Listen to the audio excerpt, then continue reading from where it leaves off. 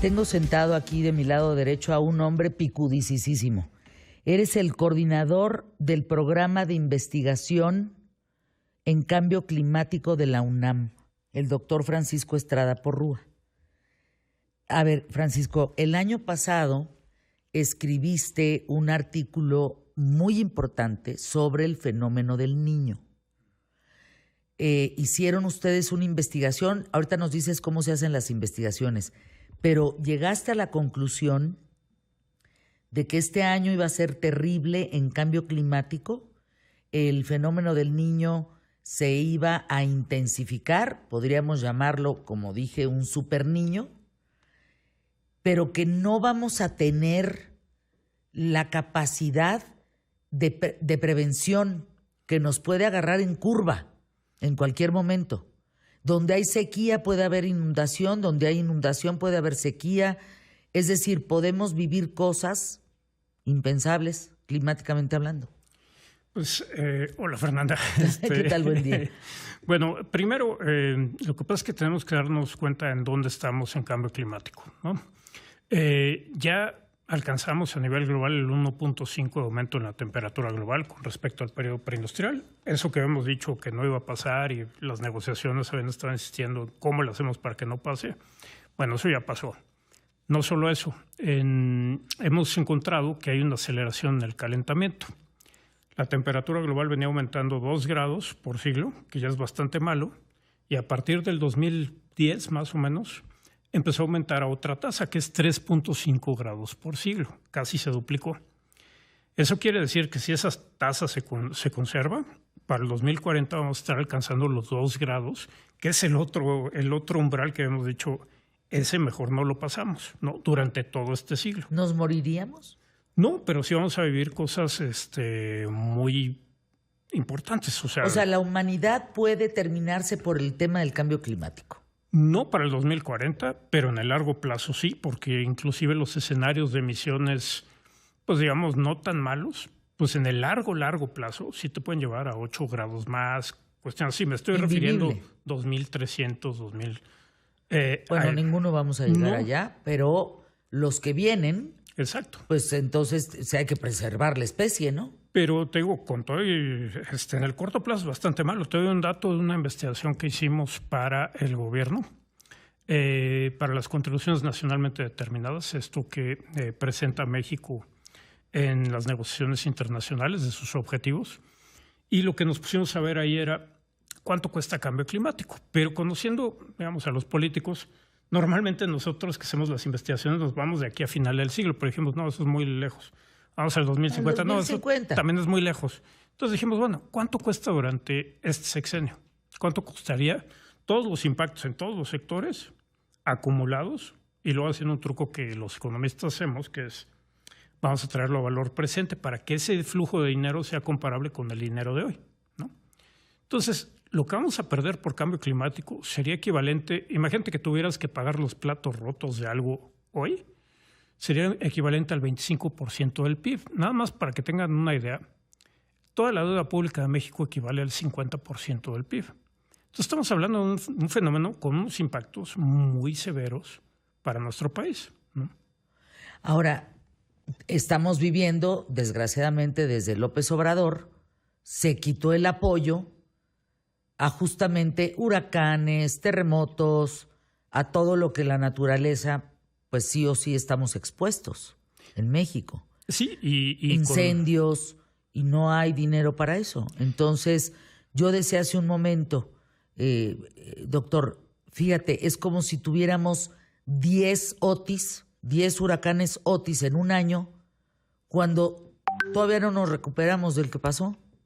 Pues es que eso es lo que significa cambio climático, como bien lo dices. Y ahora regresando un poco a lo del Niño. ¿Qué pasa bajo este contexto de 1.5 en la temperatura global, casi 2 grados en la temperatura de México, más, casi 2? Porque estamos en un lugar donde la temperatura, México es especialmente... Sí, de hecho hicimos un análisis de todos los países y vimos pues qué tanto nos estamos calentando y resulta que estamos dentro del 35% de los países con mayor calentamiento. Pero ahí te doy un dato. Es como cuando tú vas a comerte pues, comida mexicana y le echas chile, ¿no? ¿Qué tanto te va a picar? Depende de qué tan acostumbrado estés a ese chile, ¿no? Entonces, digamos que si tú ves el calentamiento que ha habido en México y lo comparas con la variabilidad normal que tenemos nosotros, eso te da una idea así como de qué tan acostumbrado estás al chile, y este chile en particular, pues resulta que estaríamos alrededor del país número 8 en calentamiento, dado lo que nosotros hemos vivido, o sea, tomando en cuenta la variabilidad que nosotros hemos vivido. Entonces, ¿por donde estamos geográficamente? Por donde estamos geográficamente, ¿O por los hábitos? O por por donde estamos geográficamente. A ver, entonces aquí cabría, doctor Francisco Estrada Porrúa. Y yo te decía fuera del aire, ¿cómo se estudia el cambio climático? ¿Es observación? ¿Vas y le haces un estudio a la lluvia? ¿Vas y agarras pasto? O sea, perdón, pero no, esa es tu especialidad. Tú eres el coordinador del programa de investigación de cambio climático de la UNAM. Eso está canijísimo. ¿Cómo se estudia el cambio climático? Bueno, primero, el cambio climático se estudia muchas veces desde disciplinas que a lo mejor no pensamos inmediatamente. Por ejemplo, hay gente en el Instituto de Investigaciones Jurídicas estudiando cambio climático, las implicaciones de cambio climático, qué se puede hacer en las negociaciones. Hay gente de humanidades y sociales estudiando esto. Y estamos, digamos, los que estamos del lado de las ciencias naturales. Y, por ejemplo, hablando de la parte más física del cambio climático, bueno, se estudia desde observaciones, que ahí, por ejemplo, México, pues hay unos grandes esfuerzos que se están haciendo para tratar de recuperar los datos que se tienen. Por ejemplo, el meteorológico está haciendo un esfuerzo importante, pero tenemos un déficit de información muy grande. Por otro lado, se usan modelos físicos, ¿no? Agarramos toda la física que se tiene y que se entiende al momento. A ver, ponos un ejemplo. ¿De los modelos o de los datos? De la física, de cómo sacas, usando la física, los datos de cambio climático. Sí, mira, pues tenemos acceso a todos los modelos del planeta, que es un punto importante mencionar. México no tiene un modelo de circulación global todavía. Tuvo en los 60. ¿Cómo? Ajá. ¿Cómo? ¿Estamos primitivamente en el tema? En los 60, el doctor Julián Adem, que fundó el Instituto de Ciencias de la Atmósfera y Cambio Climático, tenía un modelo de clima global. ¡Qué dato! ¿No? ¿Cómo que no estamos en el modelo de clima global? No tenemos. Es que, digamos, ahí, volviendo un poco a tu punto, necesitamos mucha más gente en investigación, en general en nuestro país. Somos 35,000 personas en el SNI. Para un país de 130 millones de habitantes, pues no basta. Y es en todas las ramas de la ciencia, ¿no? 35,000 para todo el país. Entonces, en cambio climático, pues somos pocos los que estamos ahí. Y esto es una invitación a los jóvenes a que se acerquen al programa, porque necesitamos muchísimo más. Porque además ellos están muy ocupados y preocupados por el tema del cambio climático. Si hay alguien consciente de este asunto, son los jóvenes. Y traen la innovación. Y traen todo nuevas cosas, ¿no? el input para sacar esto. Pero, a ver, entiendo que hay termómetros, entiendo que hay formas de medir el clima. Hoy tenemos y contamos, por ejemplo, con aplicaciones que nos avisan frente a un terremoto, nos pueden avisar frente a un huracán. Pero, ¿cómo se mide? Bueno, te digo, hay muchísimas cosas, ¿no? Observaciones desde, por ejemplo, cuestiones más de meteorología, no tanto de cambio climático, pues, por ejemplo, sueltan globos para ver cómo está, digamos, la estructura de la atmósfera. Se llaman sondeos atmosféricos, se hacen estudios con radar, se hacen estudios con estaciones meteorológicas. Eso del globo está interesante. Sí.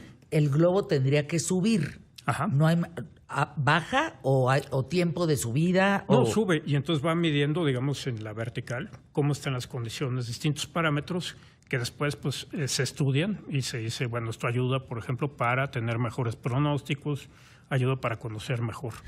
Ahora, ahí están las herramientas. Lo que tú escribiste, en 2 minutos para irnos a anuncios QTF, lo que tú escribiste es foco rojo, porque no tenemos las herramientas para prevenir lo que puede venir desde mayo hasta octubre en México. Bueno, podemos tener las herramientas, la cosa es que hay que tomárselo en serio. Hay un debate, mira, hay una cosa muy importante que es la barrera de pronóstico de la primavera, ¿no? La barrera del pronóstico de la primavera. Por ejemplo, los modelos meteorológicos, estos que se usan para ver cómo viene el Niño, son mucho más malos antes de la primavera que después de la primavera, ¿no? Entonces hay que tomar con un grano de sal, digamos, lo que nos dicen los modelos, pero lo que nos están diciendo los modelos del niño es que, bueno, empieza en este trimestre, digamos, en mayo, junio, julio, hay 82% de probabilidades de que tengamos un fenómeno del niño, y para finales de este año, de que ese fenómeno del niño sea entre fuerte y muy fuerte, categoría del super el niño, que no existe realmente categoría del super el niño, es una cosa pues que le pusieron los para finales de este año, de que ese fenómeno del niño sea entre fuerte y muy fuerte, categoría del super el niño, que no existe realmente categoría del super el niño, es una cosa pues que le pusieron los medios, pero digamos sería un niño muy fuerte, ¿no? Tenemos el 70%, alrededor del 70% de probabilidades de tener un El Niño fuerte o muy fuerte. Hay que darle seguimiento. O sea, esto no es, ya lo dijo el modelo. ¿Eso qué quiere decir para irme a anuncios? Hay más lluvias, más inundaciones, porque mira, estamos hablando de años pasados donde hubo 24,000 muertes, ¿no? Donde hubo un déficit de 31,000 millones de pesos. En desgaste físico, pues, en casas, en cosas rotas, pues, cosas que desaparecieron. Pues eso es una tragedia. Pues mira, te doy un dato que no lo calculamos nosotros, esto es investigación internacional, que por cada El Niño, el mundo pierde entre 2 y 4 trillones de dólares digamos, en inglés, o sea, billones de pesos. 2 y 4 billones de pesos. Por temas climáticos. Sí, exactamente, por impactos del niño que son pues que a lo mejor la sequía y pierdes en la agricultura, cuestiones de salud, cuestiones de inundaciones, pero un niño muy fuerte. Déjame ir con eso, anuncios y regresamos con el niño muy fuerte. Perfecto. Quedamos en el niño muy fuerte. Estamos con el doctor Francisco Estrada Porrúa, coordinador del programa de investigación en cambio climático de la UNAM. Si nos acabas de sintonizar, estamos hablando que el niño, el fenómeno del niño, que es donde los vientos se mueven y se calienta el agua, si lo podemos poner en palabras sencillas, se intensifican los vientos y se calienta el agua. Recordemos Otis, porque se generó de una tormenta tropical a un huracán categoría 5, porque el mar estaba a 31 grados. Y arriba de 31 grados para arriba, es donde se generan, pues que los vientos cambian, que se vuelven más fuertes. Nos estaban mandando imágenes de Lerdo, de Ciudad Lerdo hace un mes, que Ciudad Lerdo hace un mes y hace algunos años, en ese mes, pues había solecito. ¿Viste la granizada? No. No. A ver, doctor, esto es una... No, es que esto parece de... Película del Exorcista. De película del Exorcista. Sí. Ahí está. De película del Exorcista. Ve la granizada, la gente atrapada. Es una tragedia. Estábamos diciendo, ¿cuánto costará el super niño? Niño intenso. Un niño fenómeno muy, muy fuerte costaría entre 4 y 6 billones de dólares al mundo, ¿no? Hay ahorita, hoy salió el pronóstico de la NOAA, la Administración del Océano y la Atmósfera de Estados Unidos, que saca cada mes su pronóstico, y ahí nos dice que la categoría de El Niño muy fuerte, para finales de este año tiene una probabilidad de alrededor de un 37%. A ver, tradúcenos esos datos. Pues que hay un buen chance. O sea, imagínate que, no sé, tú vas a apostar y tienes un 37% de probabilidades de ganar, pues lo consideras, ¿no? Canijo. O si te dicen, vas a subirte en este coche y hay 37% de probabilidades de que se estampe, pues a lo mejor tú no te subes, exacto. Y ahí hay una cosa muy importante. Los pronósticos son para orientarnos. Uno no tiene que agarrárselo y tomárselo como es lo que va a ocurrir. Hay que ir viendo. No, hay que prevenir. Exactamente, hay que prevenir y hay que ir viendo cómo se van actualizando los pronósticos. Si tenemos suerte y no ocurre un super el niño, un niño muy fuerte, qué bueno, pero que no nos agarre con los dedos en la puerta. ¿Cómo puede no agarrarnos con los dedos en la puerta? Porque mira, veo nada más a la gente de Lerdo, a quien le mando un saludo. Lerdo como Ciudad de México, como México, no está listo. No estamos preparados. ¿Qué van a estar en Lerdo preparados para esos vientos? En ningún lado se está preparado para esos vientos. México, la inundación del lunes. No nos vayamos más. Y no estás hablando de la gran inundación. Fíjate, en CNN ahorita, el fenómeno El Niño llega más rápido y trae sequía y calor. Sí. Esa es la advertencia del meteorológico a través de CNN en este momento. Sí, y ahí Nos están escuchando, yo creo. Sí, te lo juro. Y hay dos cosas que hay que tener en cuenta. O sea, hay que prepararnos para el niño, ¿no? Tenemos capacidades para hacerlo y hay que entender esto de la incertidumbre. La incertidumbre nunca va a justificar que no haya una acción, ¿no? Uno puede graduarla, pero el otro problema que a mí me preocupa muchísimo es que nos estemos preparando para cambio climático, porque lo que pasa es que cambio climático, nuestro clima, el clima para el que estamos acostumbrados, está cambiando muy rápido. En cuestiones de décadas, de 15 años, lo que tú experimentas ahorita ya no tiene nada que ver con lo que va a ser en 15 años, ¿no? Híjole. Entonces, ese es el ritmo al que, por ejemplo, la adaptación tendría que estarse moviendo, nuestra preparación, nuestras capacidades. Entonces, es un mega reto, cambio climático. A ver, explícanos, Rodrigo Michán de Veracruz. A ver, Doc. Ay, qué divino. A ver, Doc. ¿Por qué le llaman la niña o el niño? Bueno, la niña es la fase fría de esto que tú comentabas, digamos. El ENSO, que es el ENOS en español, el Niño Oscilación del Sur, digamos, es todo el fenómeno completito, ¿no? Y eso es cómo se comporta, digamos, las temperaturas en el Océano Pacífico ecuatorial. ¿Cómo están? ¿Más frías de lo acostumbrado o menos frías? Si son más frías, ¿es la niña? Es la niña y el viento sopla hacia los vientos alisos están más fuertes. Si está caliente... ¿Qué es un viento aliso? Los que vienen del este, ¿no? Los vientos del este, ¿no? Digamos, para ponerlo en una manera Pero del sencilla, este vienen de norte a sur, de sur a norte, no, de izquierda a derecha, de derecha a izquierda. Digamos, por donde está China y esto, para acá, ¿no? Ah, hijo. Es el viento en ese sentido.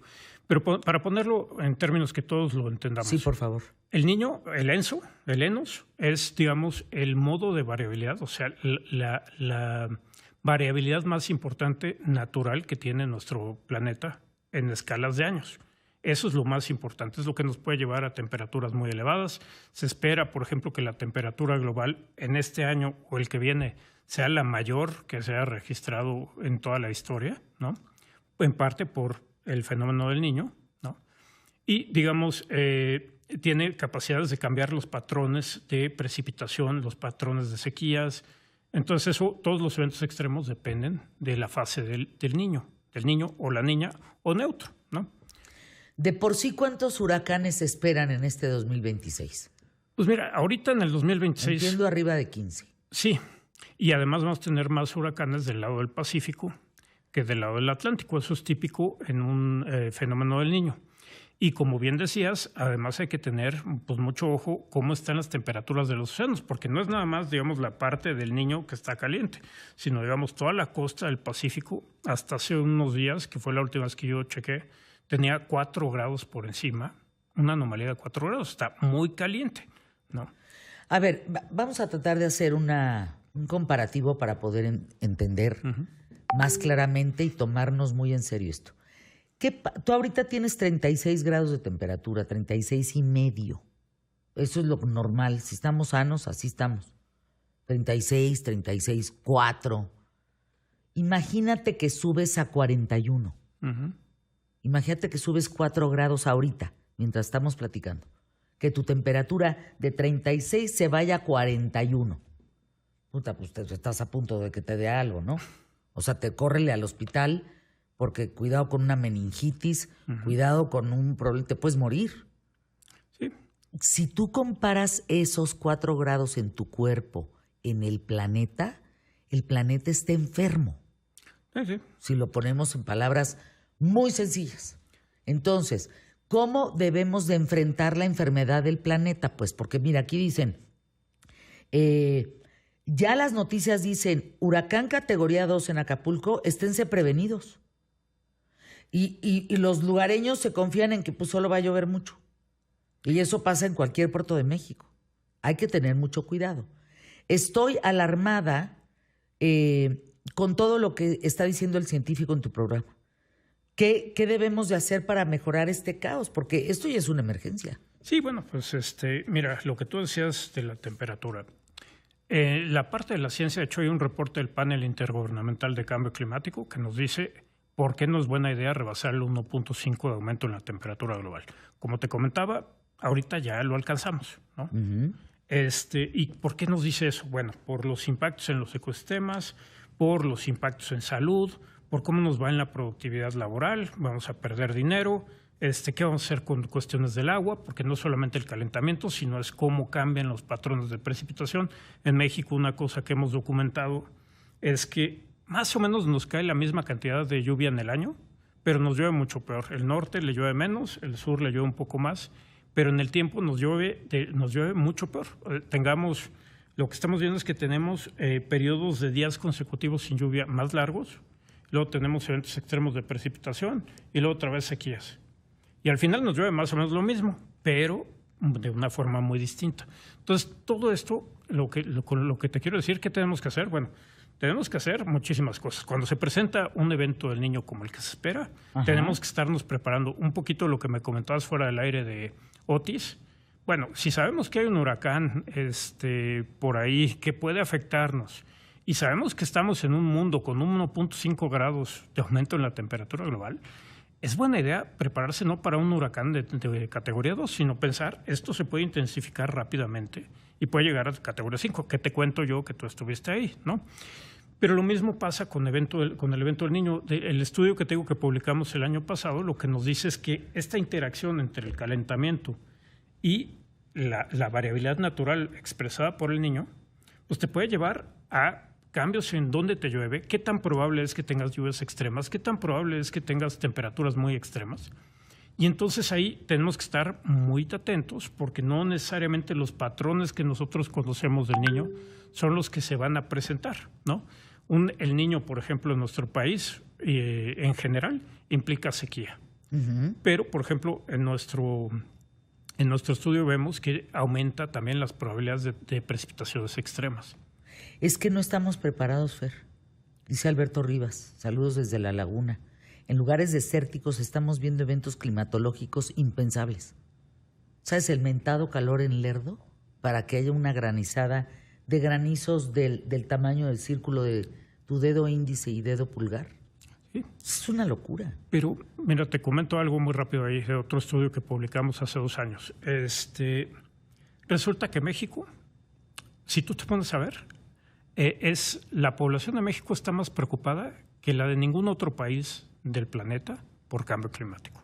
¿Ah, sí? O sea, estamos... Sí, eso es una encuesta que hizo la Universidad de Yale que a través de Meta. Ah, bueno, pues eso es una buena noticia. Sí, pero no sabemos qué hacer. Te doy la mala noticia. En el estudio que hicimos, digamos, la adaptación, que tanto te preparas para cambio climático, este tipo de cosas, depende de básicamente dos. ¿Qué tanto le importa a la gente? Y, digamos, la fortaleza de las instituciones. Porque para que esa preocupación pase y se convierta en ley y se convierta en acciones de eso, tiene que pasar por estas instituciones. Y ahí es donde México pues está de mitad de la tabla para abajo, ¿no? Entonces ahí es donde también tenemos que poner un esfuerzo muy importante. Cuando uno habla de qué hacemos, pues bueno, tenemos que empezar o seguir exigiéndole a las autoridades, pues que este es un tema que ya nos dimos cuenta que es muy importante, ¿no? Y que nos afecta a nosotros. O sea, otro dato muy rápido. En agricultura, si tomas en cuenta arroz, trigo y maíz, ahorita México produce 70 kilocalorías por persona por día menos que si no hubiera habido cambio climático. Anuncios QTF. El Niño viene intenso. Estamos hablando a partir de mayo hasta julio. Vienen lluvias muy fuertes, viene sequía. Si se nos anda juntando el agua con el aceite, pues ahí se nos va a andar calentando el mar y eso genera más huracanes. En fin, regresa para platicarnos cómo debemos de estar preparados. Con todo gusto, Fernanda. Muchísimas gracias. ¿Algo más que decir? Pues nada, que además de eso, tomar en serio esto. Tenemos que seguir, digamos, la actualización de estos pronósticos. Y una cosa que sí les quiero comentar, lo del cambio climático va en serio. ¿Ves esto que tengo aquí? Sí, es un fósil de un diente de tiburón que vivió hace 5 millones de años. Si en el 2040 llegamos a los 2 grados, vamos a entrar en el rango de temperaturas donde vivió este señor. ¿no? ¿Cómo? A ver. O sea, trae, si un del diente, 2000... trae un diente de tiburón colgado en su cuello. Es un fósil. Es un fósil. De 5 millones de años. ¿No? Ajá. ¿Y luego? Cuando esta cosa estaba viva, la temperatura estaba entre 2 y 4 grados más cálido que, digamos, el periodo preindustrial. Si llegamos al 2040 y tenemos 2 grados, vamos a estar entrando en el rango de temperaturas donde vivía este señor, el tiburón. Y ese tiburón se murió. Bueno, sí. No, queda claro. Bueno, otros, o sea, perdón, lo dije muy mal. Disculpen, yo muy mal. Si no debe quejarse con el dentista. Exacto. ¿Ese tiburón se murió por esas temperaturas? No. Él vivía en esas temperaturas, pero estamos moviéndonos a otro tipo de... ¿Qué te parece, No, bueno. Gracias, Francisco Estrada. Gracias por estar con nosotros. Gracias.